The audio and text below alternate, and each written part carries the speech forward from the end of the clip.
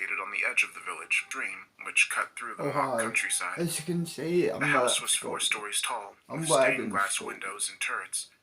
The grounds around it were meticulously designed and maintained, with a neat tree-lined avenue leading out to its front gates.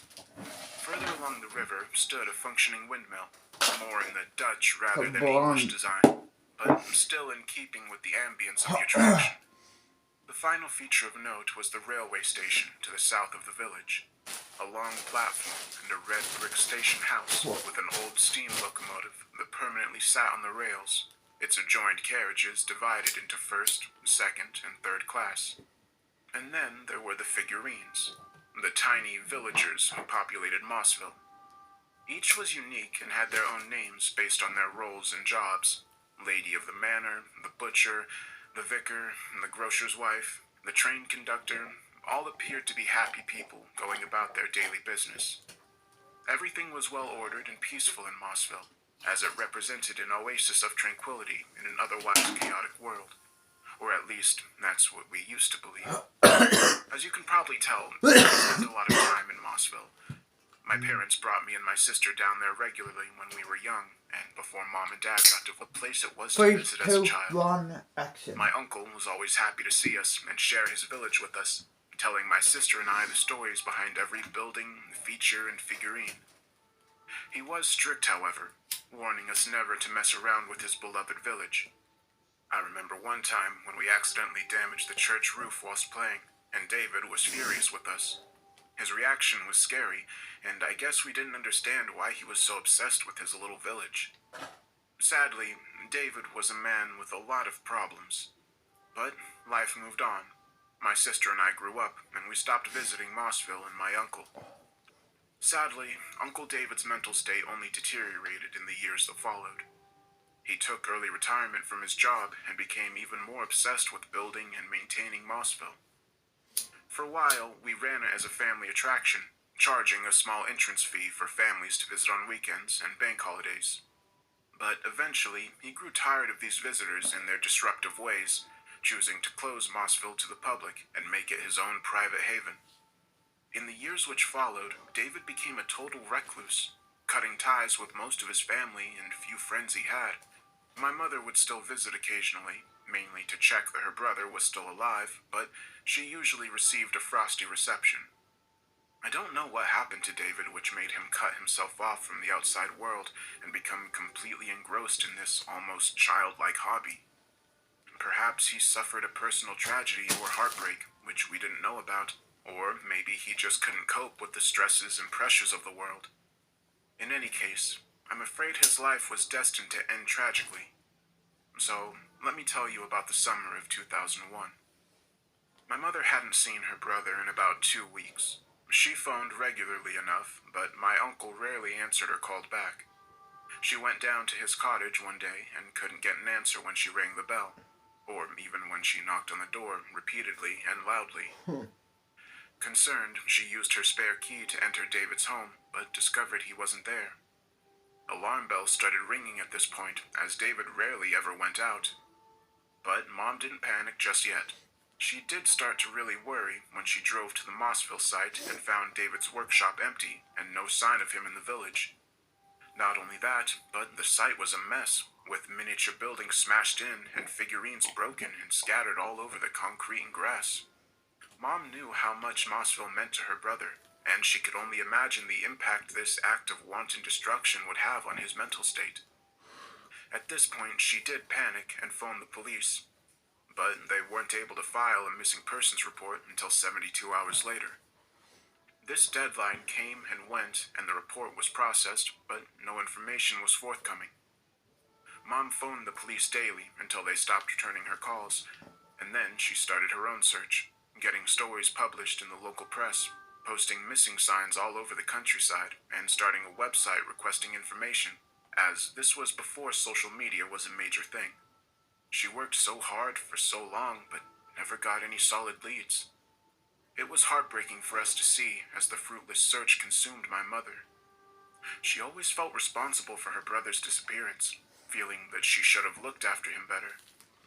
We told her constantly that she wasn't to blame, that he was a grown man who'd made his own decisions, but it was no good. Our mother kept the faith for years, still believing that David would turn up one day. I didn't share her belief, however. My uncle was always disturbed, and I feared he had gone to some quiet spot to end his life. Perhaps his body had been swept out to sea, and that's why we never found him. I think the whole family shared my theory, but we never spoke about it, and we never told Mom what we thought. It would have broken her heart. In any case, the search went from cold to freezing, and after 7 long years, my uncle was declared legally dead.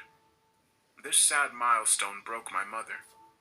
She went on with her life, being there for her family, children, and grandchildren, but a big part of her died along with her brother, and she never really recovered from the tragedy.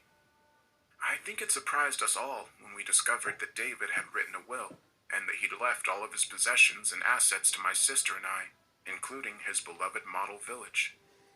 My sister had just had a newborn, and so had no time to deal with this mess, and I couldn't ask Mother for help, as it was still too raw for her. So I took on the task of dealing with my late uncle's estate. The plan was to sell up and split the money. There really wasn't any other practical option. David's cottage was in a bit of a state after all those years, but I knew some renovation work would fix it up nicely, and with the housing market the way it was, we could sell for a good price.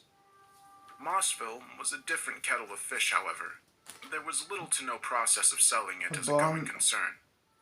The market for model villages in the modern world is almost non-existent, for the reasons previously explained.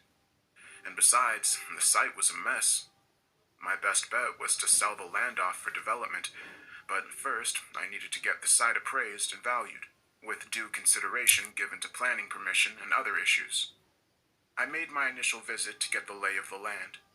I'll admit to feeling trepidation on the drive down to the Mossville site, as all the old memories came flooding back.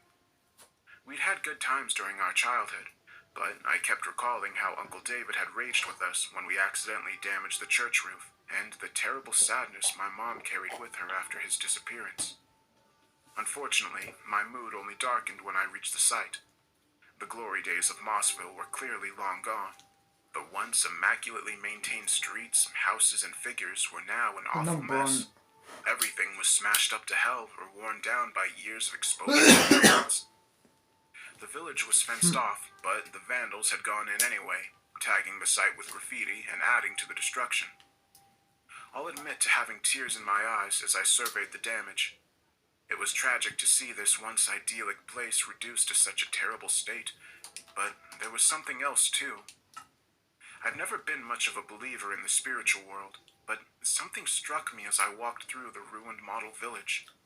I experienced a nearly crippling depression, a terrible sadness which went well beyond what I should be feeling. It was as if this once magical place had assumed a dark aura, one of tragedy and death, which threatened to consume anyone who walked these grounds.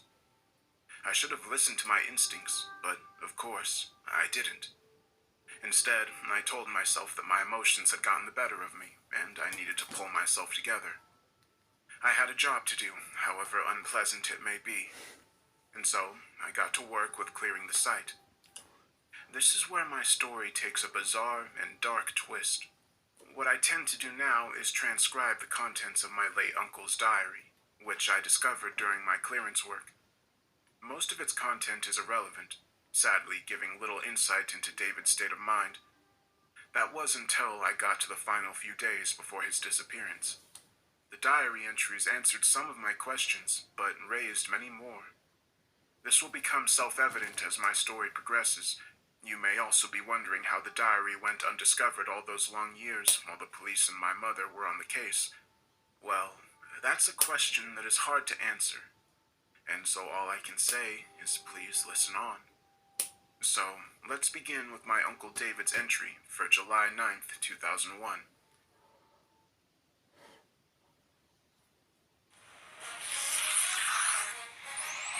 New Slide LED kit for professional level whitening.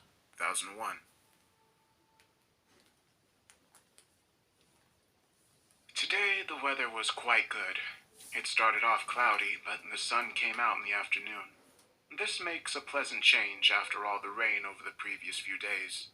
Thank goodness, as I have much work to do. I spent the morning in my workshop, finishing off my new villagers whilst touching up the paint on some of my existing people.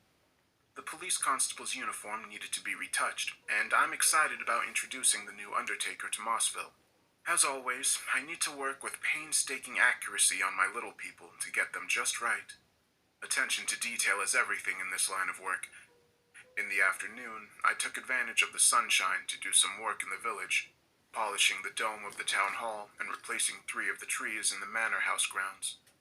Much to my annoyance, I saw that stray tomcat has invaded my village once again. I didn't see the little bastard, but found evidence of its intrusion, with scratch marks on the church wall and several villagers out of place, scattered down the street with a blatant disrespect. This will have to stop. I phoned the council to complain, asking that animal control capture the stray, but I doubt they'll do anything about it. I may need to take action myself. My sister called this evening. I didn't answer, but she left a message on the machine. This only added to my annoyance. I know she means well, but I wish she'd just leave me alone and let me get on with my work. Well, tomorrow is another day. July 10th, 2001. I am beyond furious. It has taken me all day to regain some level of composure so I can write down my experience and attempt to work through my anger. The day started like any other. I got up and traveled to Mossville to start work. What I discovered was an atrocity broken in during the night and proceeded to wreak devastation in an act of pure barbaricism. The bulk of the damage was confined to the main street. Several of the villagers were broken beyond repair, the grocer, the milkman, and the postmistress. All smashed to pieces. I don't know how anyone can be so cruel. There was some superficial damage to several buildings, but the vandals had taken out their anger on the church, breaking the steeple in half, crushing the roof, and stomping the building into the ground. I will need to rebuild the whole church from scratch. I was so angry that tears were rolling down my cheeks, and I had to control my breathing before considering my next move. Once I calmed down somewhat, I phoned the police to report this act of wanton destruction. Sadly, this only added to my anger. They said they would process my report and send a constable out in due process, but I could tell they weren't taking it seriously. No doubt the vandalism was carried out by local teenage hoodlums. Children today are little better than animals, semi-feral and without discipline from their parents or teachers. The police will do nothing to stop them, and so these hooligans run amok, destroying property and ruining people's lives. This country's really gone to the dogs. I spent the rest of the morning cleaning up the mess, but there was another sickening twist to this foul tale. I almost missed it at first, hidden away as it was at the rear of the wrecked church. When I saw it, my heart froze for a second, and I believe I suffered a moment of genuine terror. The figure was built to the same scale as my villagers, 1:72, meaning it was only an inch tall. I knew straight away that it wasn't